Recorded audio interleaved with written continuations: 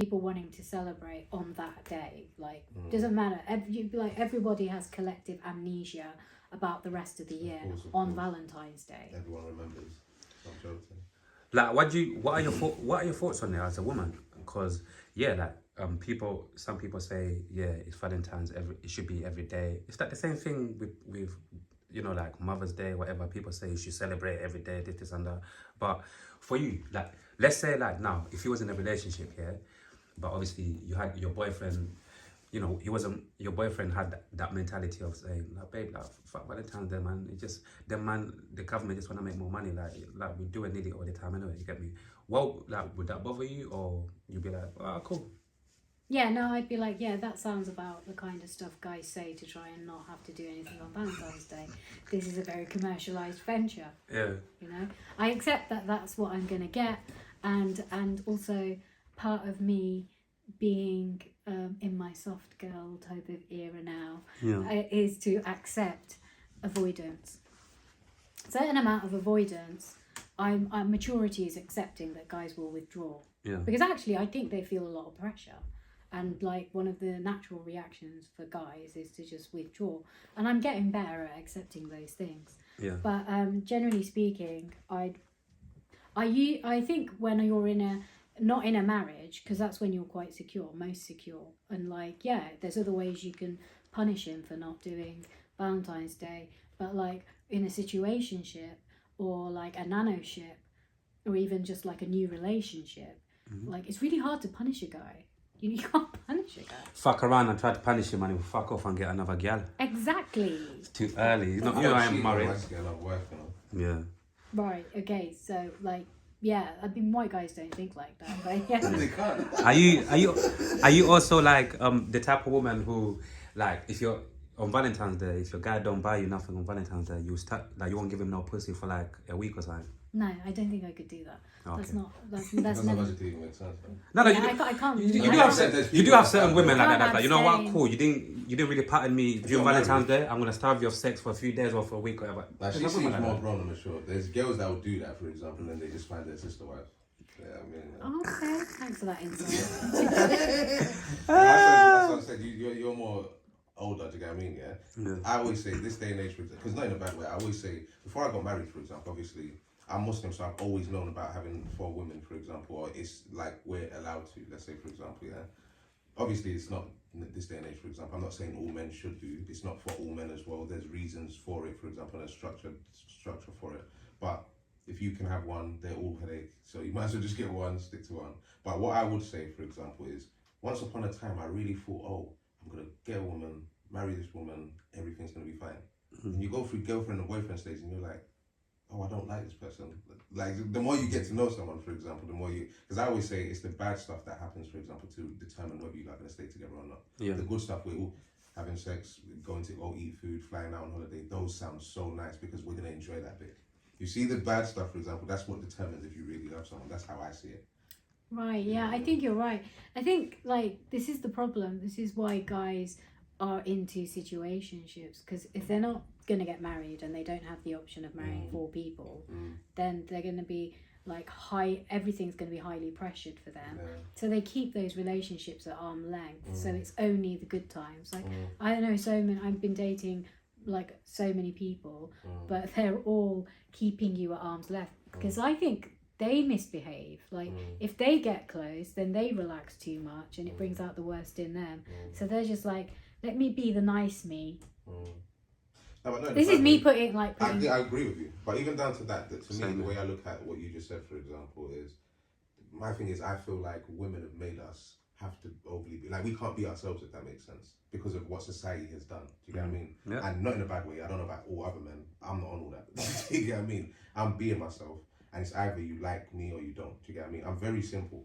You know what you're getting yourself into, basically. Yeah. I feel like you see the whole running around with games, male or female, it's a waste of time.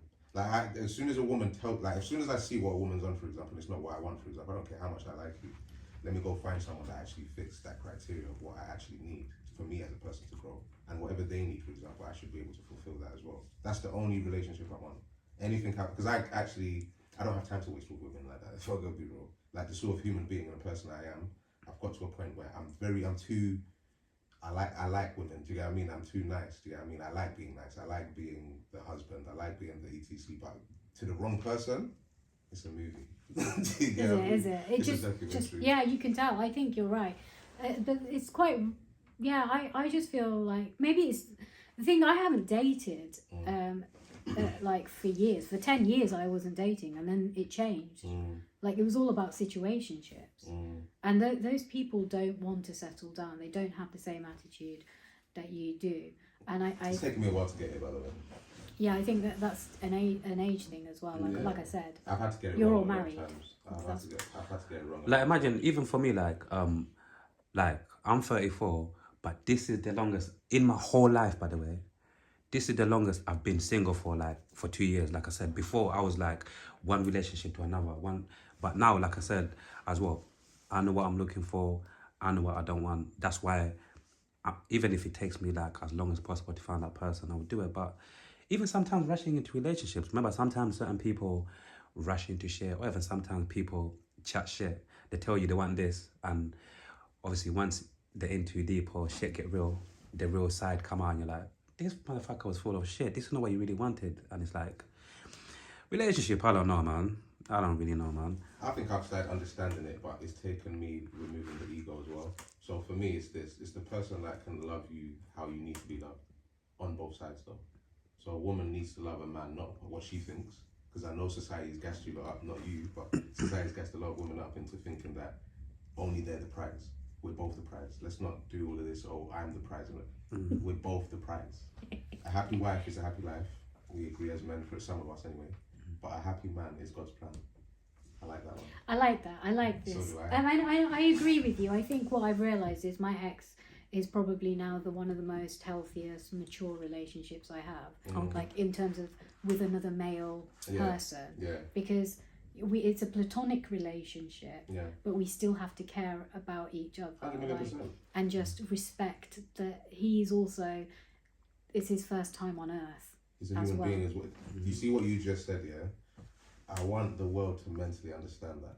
Like, let's say, for example, if let's say getting married, for example, if I've never been married before, how am I supposed to get it right? We're trying, do you get what I mean? Both of us are trying, let's say. And that's the problem. A lot of us had boyfriend and girlfriend scenarios, and it went so bad, or we're watching other people's scenarios, we're taking that same energy into ours. You see me, I might have conversations whether it's with my male friends or even down to my family members. I know the ones that are married and in healthy relationships and the ones that are not.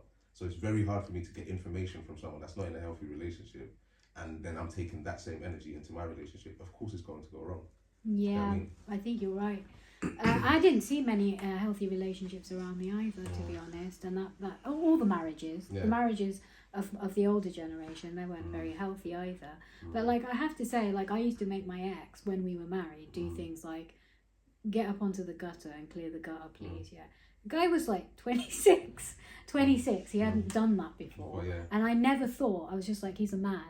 He can go and clear the gutter. I think that's how a lot of women look at us. Yeah, we just like, you're competent in this area, go do that, and we will diversify. Like we will, like, you know, division of labor. I'll do this bit and you do.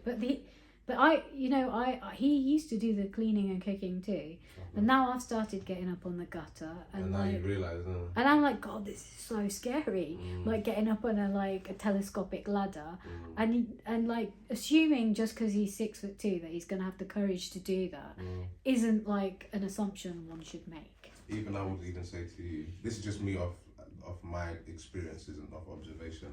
When you meet someone, you have to take some time to understand this person and then ask them what they're actually, the pros and the cons. A lot of people lie at the beginning stages because they don't. But I'm a person, I would rather the honesty, we put it all out on the table and then we know if we're actually compatible.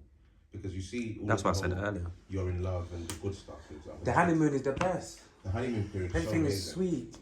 But you see, after that first year, because I always say it takes 3 years to know if you're going to be with someone for a very long time. And the reality kicks in after that first year, when you see the bad stuff about that person, for example, male or female, some of us can handle it, some of us can't. And then now, a lot of people, for example, overly don't like each other. Do you get what I mean? And I remember I had a bad scenario or a bad relationship one time, and I said, from this day forward, I'm never going to break up with a woman and have problems with her. But I've had obviously a lot of scenarios where sometimes that's even painful as well. Like basically, you lot don't just leave it alone. For example, you lot are trying to be friends, for example, but then now you're seeing them with someone else, or they're seeing you with someone else, or now they're not following you no more, and all of these things. So sometimes it gets weird. But I'd rather I was honest though. I was genuine. I was honest. For example, however it went, that's how God ordained. But I can move on gracefully. Do you know what I mean? Yeah, I mean, I think that's moving on with dignity is a lot, because I don't think I thought about dignity before. We don't. Like, even saying, like, when I bumped into that girl who I avoided her like the plague, the one that my ex was seeing, and for 5 years I didn't actually have to speak to her. Like, quick question, sorry to even cut you, darling. Yeah, you see the girl you're talking about, your ex was seeing. Yeah, what was he seeing? Did he start seeing her when he was still with you? Yes. Okay. We were still married. Okay. So yeah, when I was like, I didn't have the wherewithal. I was just like, I'm gonna throat punch her when I see her. And when I finally saw her 5 years later, with a bit more wisdom and with a bit more like perspective, and after many years of celibacy and not being in relationships, like I was able to open the door for her. I didn't need to acknowledge anything. I bumped into her at a comedy show. She was performing. I didn't like the performance. But and I didn't feel the need to people please or like overly clap to just be like, hey, I'm here, notice me. It was just let this go without issue, and let her depart, and let me deal with this with dignity. And an absence of chaos is like is the best that I could hope for. Yeah. And so I was pleased with that, and I was able to like tell him about that as well. So. Yeah, I mean, about like new relationships, I can have really good conversations with a lot of like the people that I'm seeing. But why it never progresses into something more like full term, I don't know. This is why I asked you earlier. I remember when we was talking earlier, and I asked you why. It's a you know what I'm starting to think though, yeah? Even because I always say there's someone out there for everyone. Yeah. Sometimes it's the person that's willing to, like, let's say for example, when I look for a woman, for example, I know we all have a crazy side or a different side. So I look at that side to see if I can handle that side. Because the talking side and everything, I do amazing. I'm a talker. My name's Bashir, the bearer of good news. Okay, yeah. So I think the good side, for example, the flowers, the holidays, and that's to me is 10-10 in my head. Do you get what I mean? Like I'm already, it's the other side where I want to see if I can deal with that or handle that, and vice versa with me. I have moments, for example, I just get up and bubbly. Do you get what I mean? Like, you might not be able to handle it in front of people, for example. I'll be chilled, I'll be whatever, but then there's moments where you don't know and you get me, I'm just having fun. But I know there's a time and a place for everything as well. Can that person handle that side? Because it's those little things, for example, because remember, you're with that person on a day-to-day now. It's not like you're with that person for like an hour during the day and the time that you love eating food and then you go home. Do you know what I mean? You're with them literally, you're sharing a bed, you're sharing specific things, you're sharing secrets, etc. That's the person you need to get to know. That's what I've started saying to myself. So if you can go in depth with that sort of person, for example, then inshallah it should make the rest of it easier. I think you're right. I think most of them are also struggling with being authentic. I agree. At the age of 25, how authentic can you be? Like, I remember what I was like. I was very vacuous. And so they're bringing the riz, and they're trying to like emulate someone who knows what they're talking about. They talk very eloquently about music, comedy, and like how they feel and how they manage situations. But they can't actually sustain it to like live through an issue with me and like overcome that conflict. But they should be honest with you about that as well, because that's even that what I'm starting to understand. There's specific things that I can handle with a woman, and there's specific things where I'm not going to tolerate it, because I'm just starting to understand. Oh, I'm the leader of whatever's going. Like whether I can never change myself as a man. And then I can't change how, like, she's supposed to be in her feminine, she's supposed to be enjoying herself and doing whatever, and then I'm supposed to be doing my thing. It's when those barriers are crossed, for example, then that guy might, say for example what you just said about the guy that's not able to maintain long term, he just might start being feminine, or it gets a bit too much for him, for example, to even be able to handle. Do you get what I mean? Yeah, I agree. Do you know what really helped me turn a corner as a top tip?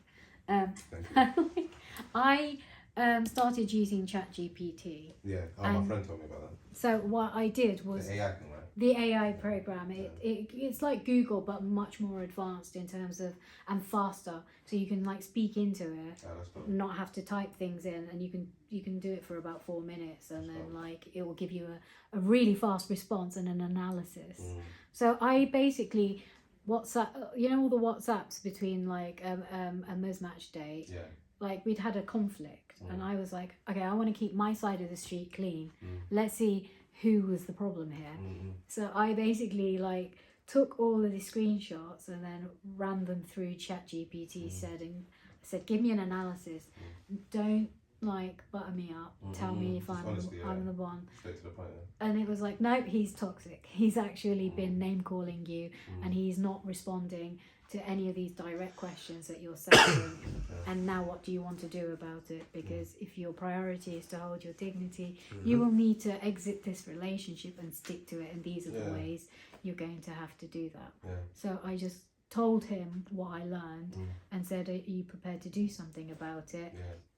I got radio silence. I think he was just like, what? Like, what flex is this girl on? And then, like, he did come back. He came back in 3 months, like these men usually do. Did he apologize? No, he didn't address the issue, so I just didn't respond to him.